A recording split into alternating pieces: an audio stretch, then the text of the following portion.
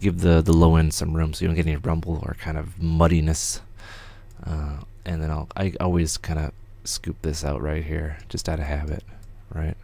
I scoop that out. I don't know, it sounds better. And it's muscle memory basically. So then I take this guy, and this is a shaker obviously, and you can see the shaker, like the predominant frequencies right here. So you just create a roll off and you go, because without it there's a lot of energy, right? Well, not really energy, but there's something that can cause problems here. You want beginning to end, you want, you know, quality. Do you plan to release music? I release music daily, just under different aliases. You'll never know it's me. Hold on. Piracy is going down because people are getting too scared of viruses. That's true, but also people are willing to pay 99 cents for the convenience of getting the music beamed directly to your iPhone and all that fun stuff. Gotta fill that box, man. Maybe put a mid-side at the 200 hertz on master. Maybe. We'll get to that. We're in the Mixdown stage now. So we have kind of this, and then I'll use the glue, or glue. It's not called the glue, it's called glue. And the interface is all confusing. So the glue, we'll do this, and we'll just kind of level all these guys out.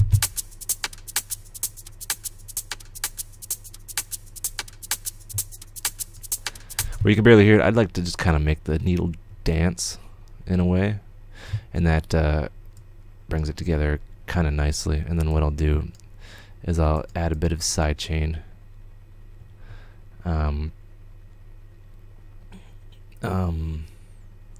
Is boosting EQ pretty much subjective? There's two different EQ types. There's subtractive, no, there's reparative, and there's like an enhancement.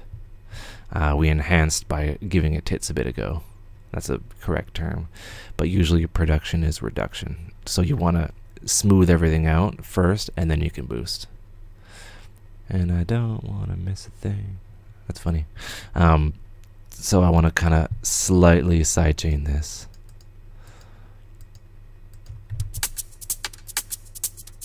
And you can see it here. This feature is awesome.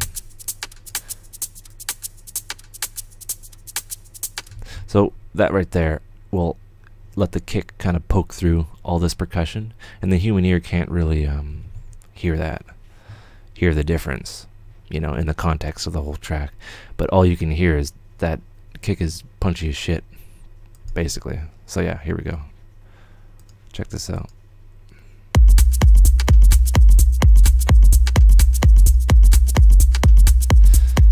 You can barely hear it, but the compressor is taking the busyness away from the percussion.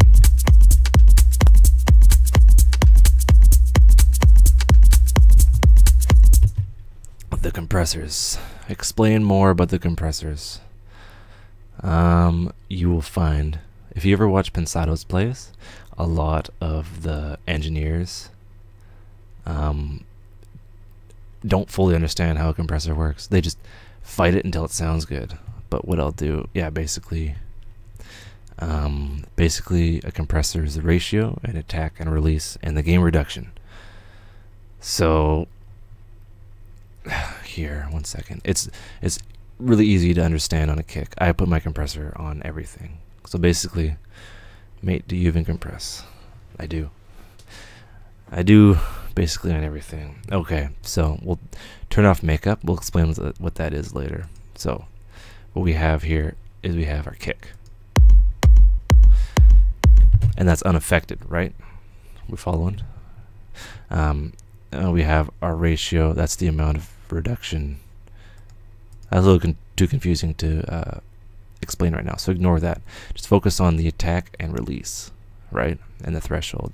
So when a sound goes over the threshold, it will reduce the volume, so you can hear it now. Right, and you see the GR was the gain reduction. It shows how much volume is being lowered. right? So it's quite a bit, right? So so what the attack does is it's kind of a delay. When it goes over the threshold, it'll tell the compressor to reduce the volume, and the attack is how fast it tells it. So there's like a delay. So when you have the attack, right, you can still have punch, but notice when we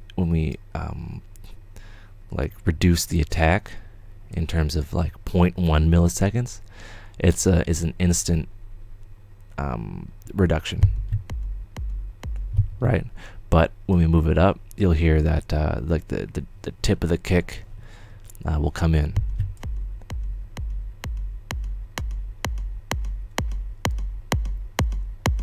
Right, and that's compression in terms of punchiness kind of thing. And that's what you use on drums, because basically say for like a snare or a drum, right? So this compressor is revealing this part, but then it's reducing this part on the kick. Are we understanding?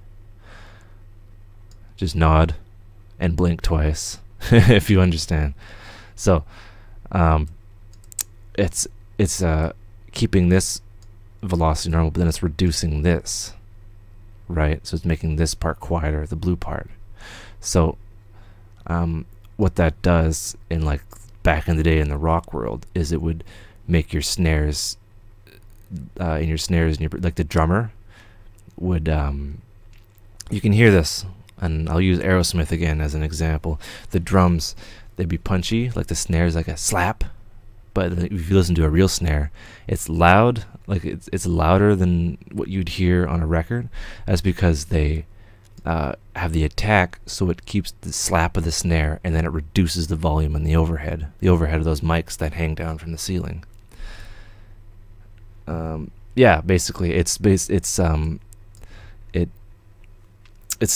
the attack is a delay.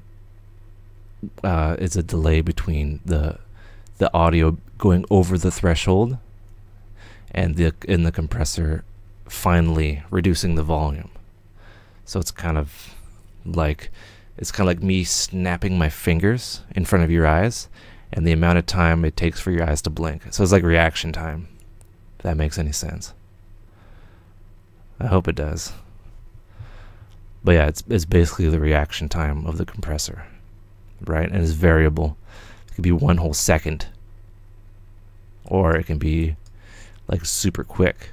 So you got like this, and it's a great way to, because the human ear can't tell like the difference between loud volumes and soft volumes in the same sound.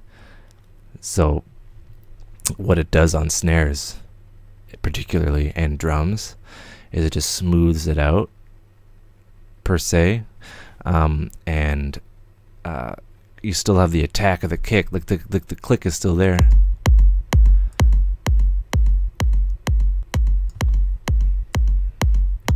Right, and then you go, oh, that's punchy, that's cool. So then you would have your makeup, and makeup is basically gain. So what does this achieve exactly? It makes more room in your mix while still giving the feeling of loudness in a snare, or in in the snare, and like anything really. You know, and it's a good way to like maintain headroom. And yeah, just listen to like rock from the 70s, and then, you know, because you hear the drums, they'll be slappy drums, and like, how do you get the slappy drums? They must be using mics and crazy shit and like distance, but no, it's just a simple bus compressor, and it works. It's really effective. Yeah, well, sidechain is basically another sound coming in. So like so typically the sound and the sound coming in and the sound being affected is the same, but the sidechain is say like is like another signal affecting the compressor, right? So when you sidechain, you take the kick. So when the kick goes over the threshold, right, there's a reduction, right, and you can see that here, right? you can see the reduction coming in because the kick is like affecting it. This signal, right? So the sound's coming in, and then this is being affected, right?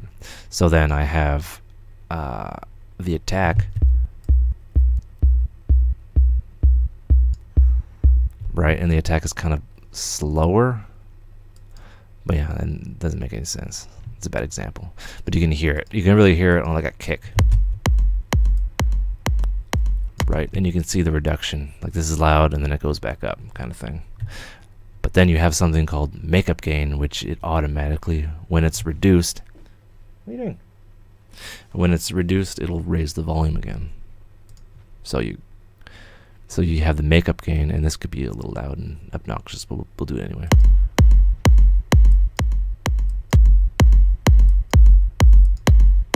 Right. So you have like the makeup gain. It as much as the volume is reduced, the more it's being raised, kind of thing. So here, I'll do this as an example. Here, sorry. Okay, this will blow your not will blow your mind, but it'll explain to you in a decent way. Okay, so you have this guy and this guy, right? Right. So you'll notice that this is louder than this. We following? Hopefully. So this is louder than this. So what a compressor does is it reduces this volume while not reducing this volume, because these would have a different threshold. So like it would go over that and it would be reduced, right? Hopefully that makes sense. So you bring the threshold down with the automatic makeup, so it would make these the same volume, and I'll show that to you right now. So we will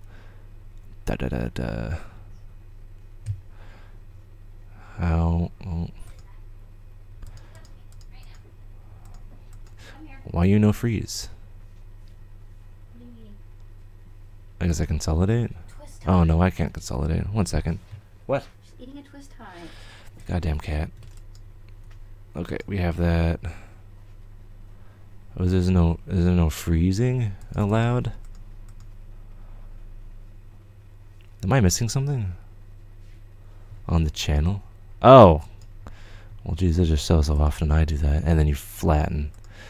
You flatten in the channel now. That's weird. Okay, so we compress that. So now, right?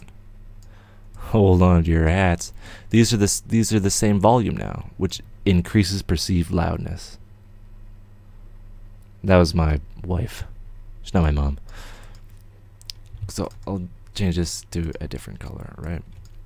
So this is the same sound, but this is louder perceivably because both of them are the same volume now, right?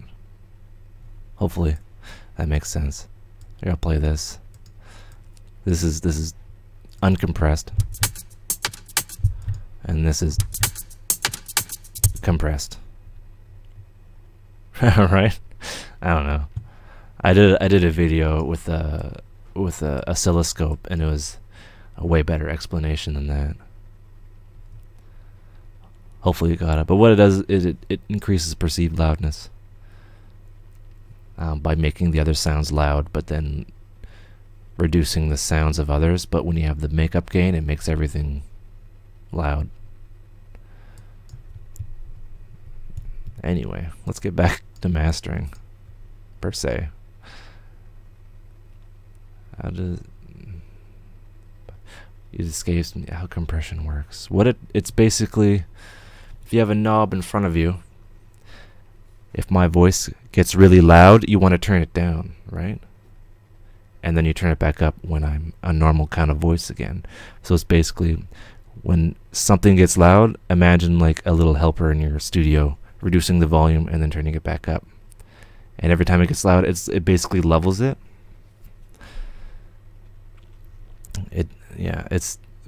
Think of compression as automatic volume attenuation.